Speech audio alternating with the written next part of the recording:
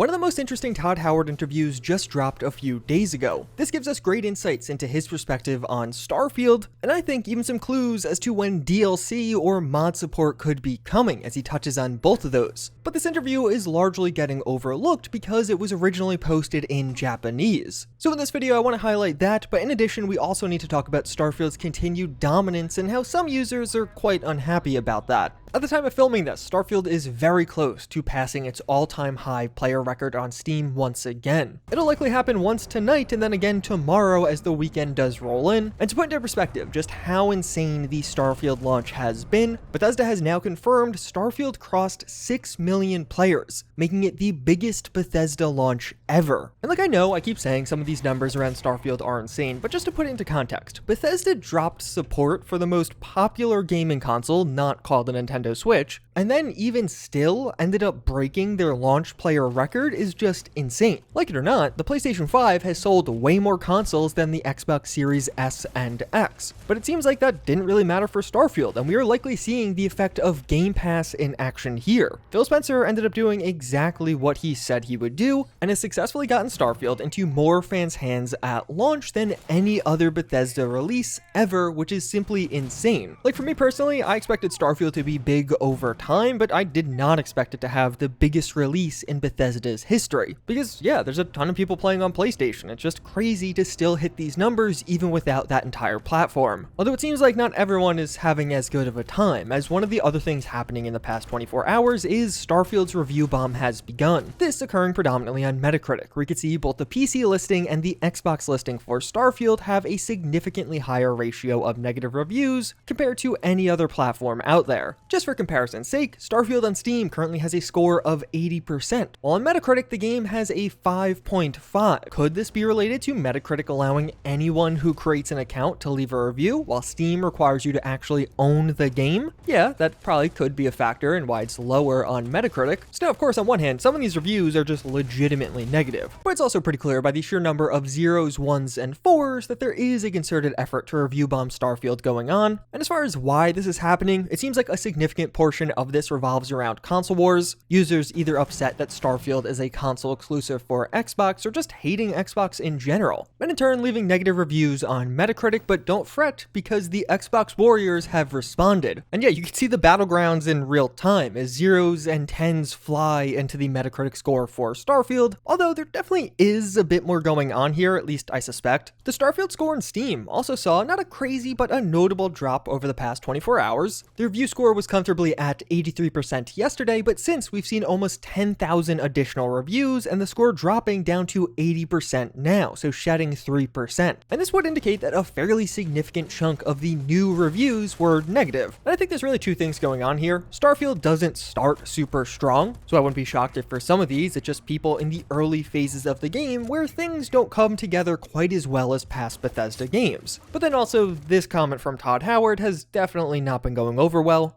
Why did you not optimize this game for PC?